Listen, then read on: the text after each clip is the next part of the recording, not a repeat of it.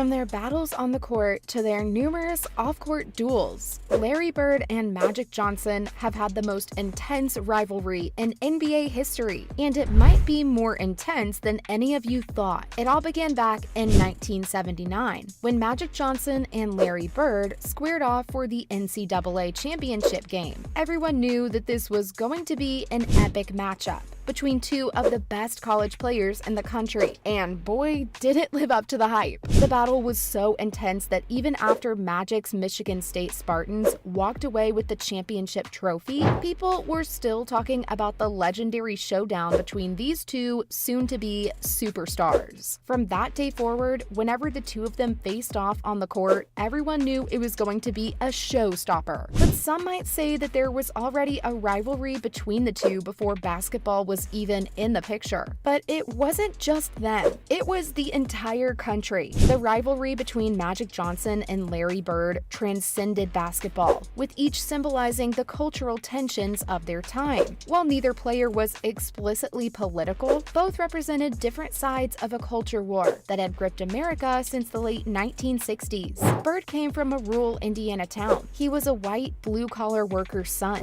while Johnson represented the urban and the Black experience, growing up in the fast-paced city of Lansing, Michigan. In a sense, their rivalry was not only between two sports stars, but also between two different Americas. Bird had been anointed as America's basketball player by Sports Illustrated due to his white skin and Midwest roots, while Johnson had burst onto the scene with a larger-than-life personality and flashy game. Overnight, he became a symbol of Black success in America. As their stardom grew, so did their influence on the culture wars. Before both Bird and Johnson entered the NBA, they had already developed legendary basketball reputations. Bird had won 3 consecutive Indiana State championships in high school, as well as 2 MVP awards for his college career at Indiana State. He was also an All-American player in 1979 and 1980. After only 3 seasons of college ball, Bird was drafted 6th overall by the Boston Celtics in 1978. Johnson, on the other hand, had skyrocketed to stardom during his 2 years at Michigan State. He led the Spartans to a national championship win in 1979 and was awarded the Final Four MVP for his performance in that tournament. Johnson declared himself eligible for the NBA draft after only 2 years of college and was selected 1st overall by the Los Angeles Lakers in 1979. Despite the Celtics having a rich history of African-American players, they had become seen as white, with Bird leading the team and other white players such as Kevin McHale and Danny Ainge joining the lineup. The Lakers, on the other hand, were considered Black, with Magic running their offense while also featuring other Black stars such as James Worthy and Michael Cooper. The perception of the two teams only fed into the racial stereotypes that were being propagated at the time, with Magic seen as a showy, natural player while Bird was deemed slow and unathletic, who succeeded through hard work and smarts. This narrative wasn't just popular in the stands, but it even made its way into the press, where these players were further lionized and defined by their skin color. The rivalry between Magic and Bird grew into something truly massive in the 1980s. The fanfare surrounding their every move was unlike anything ever seen before. Magazines devoted cover stories to them, video games centered around them, and the NBA Finals featured their teams for 3 consecutive years. The rivalry was fueled in part by the media circus that followed them around and the larger-than-life marketing campaigns, all that the NBA, its sponsors, and networks created to promote it, of course. As these campaigns grew more elaborate, they began to intersect with other aspects of culture, including popular music, books, and movies. Artists wrote songs about them, novelists wrote books about their battles for the title of greatest of all time, and film directors created documentaries that featured interviews with both stars. Everywhere you looked, there was something related to the Bird-Magic rivalry. In addition to the media media coverage, the rivalry also inspired a new generation of fans, as millions of people, many of them who had never before cared about basketball, flocked to arenas to watch Magic and Bird go head-to-head. The NBA grew into one of the most popular sports leagues in the world. This newfound fame and fandom led to an influx of money into the league, which in turn provided players with more lucrative contracts and helped make the teams profitable for owners. All this was due to the Bird-Magic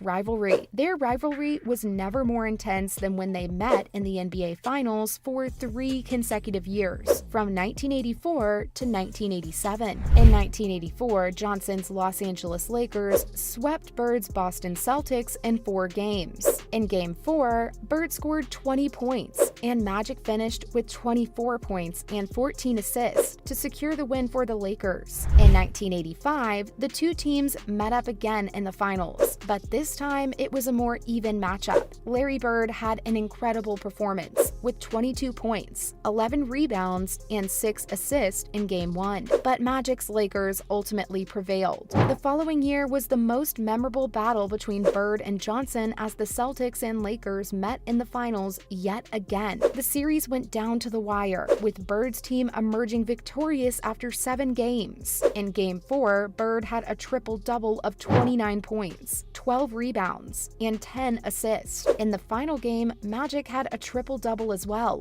with 23 points, 11 rebounds, and 14 assists. The ultimate showdown between Bird and Johnson was during the 1987 NBA Finals, when their training, skills, and talent were pitted against each other one last time. The Lakers, who were led by Magic, emerged victorious and the rivalry was officially put to rest. Their rivalry was so intense that it took them a few years to start to respect each other as opponents. After hours of shooting for a sneaker commercial in 1985, Larry's mom invited Magic over for a home-cooked meal, and from then on, the two were pretty friendly off the court. Interestingly enough, in the following years after their final showdown, Bird and Johnson both began to be usurped from their thrones as kings of basketball. This was done by rising stars, such as Michael Jordan and the Chicago Bulls. Though Larry was hindered by back injuries in his later years, Magic managed to lead the Showtime Lakers to another NBA Finals victory in 1988. Unfortunately, though, in late 1991, Magic was diagnosed with HIV and had to retire from the NBA. When Magic Johnson was diagnosed, Larry Bird showed incredible compassion and support. Despite their previous rivalries, Bird was one of the first people to reach out to Johnson after his diagnosis and show his support. The final nail in the coffin for the rivalry was in 1992, when the two joined forces on the United States Olympic Dream Team. It was a historic moment for basketball, with some of the greatest players ever coming together for one team. Drawing upon their individual experiences as rivals, Bird and Johnson recognized that they could now play to their strengths and use their competitive spirit to help the team. They brought a level of respect for each other that had been missing during their mutual years of competition. They captured gold for Team USA at the Barcelona Olympics, and since then, they've been closer as friends rather than rivals. Do you think this is the greatest rivalry ever? See you in the next one. Can see it, but they're here. Probably watching on Jumbotron, but